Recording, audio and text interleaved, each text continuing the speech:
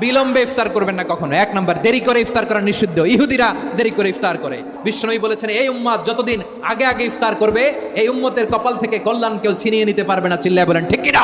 আজানের জন্য বসে থাকবেন না, সময় দেখবেন। স্থানীয় সময় যখন সূর্যাস্ত হওয়া মাত্রই বিসমিল্লাহ, খেজুর খেয়ে ফেলবো। 2 নাম্বার, রমাদানের পবিত্রতা বজায় রাখবো। কোনো তর্ক বিতর্ক অশ্লীলতায় আমরা জড়াবো না, ঝগড়া করবো না, সরাসরিও না, ফেসবুকেও না। কালি দিলে বলবেন ইন্নী ইমরুউন সায়েম, আমি রোজাদার। ব্যাড হ্যাবিট থাকলে রমাদানে এটা ছাড়ার মহা সুযোগ। স্মোকিং এর অভ্যাস আছে অনেকের, ঠিক কিনা? করবেন না কেউ। যদি কারো থাকে, কে করে হাত তোলালাম না আমি। এই রমাদানে এই স্মোকিং হ্যাবিট থেকে আমরা বেরিয়ে আসবো, ঠিক কিনা বলেন? 3 নাম্বার, আমরা মিথ্যা বলবো না। বিশ্বনবী বলেন, মানলাম ইয়াদা কাওলা যুরি ওয়াল আমালা বিহি ফালাইসা লিল্লাহি হাজাতুন ফি আইয়াদা তাআমাহু ওয়া শারাবা। যে রমজানে মিথ্যা কথা, মিথ্যা কাজ, মিথ্যা সাক্ষী ছাড়তে পারে নাই, তার না খেয়ে থাকা, উপবাস থাকা দিয়ে আল্লাহর কিছু যায় আসে না। 4 নাম্বার, অপচয় করব না। অপচয়কারী শয়তানের ভাই। আচ্ছা, যে শয়তানের ভাই ও নিজেও আরেকটা কি? শয়তান। যে শয়তানের ভাই ও নিজেও আরেকটা কি?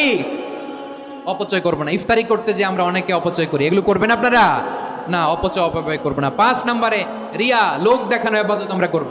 লোক দেখানোর জন্য নামাজ, রোজা, জিকির, তেলাওয়াত, দান সদকা এগুলো করলে আল্লাহর দরবারে এগুলো কবুল হবে। বিশ্বনবী বলেন, দাজ্জালের ফিতনার চেয়ে একটা বড় ফিতনার ভয় আমি করি। সেটা কি? আর রিয়া, শো অফ মেন্টালিটি, লোক দেখানো মানসিকতা।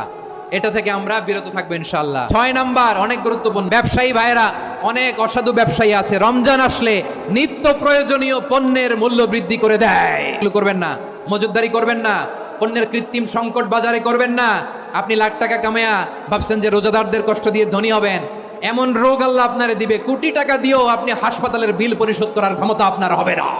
খবরদার। শেষ বয়সে দেখবেন কি কষ্ট আপনার হয়। আপনি রোজাদারদের কষ্ট দিয়েছেন, আল্লাহ আপনার সুখে রাখবে?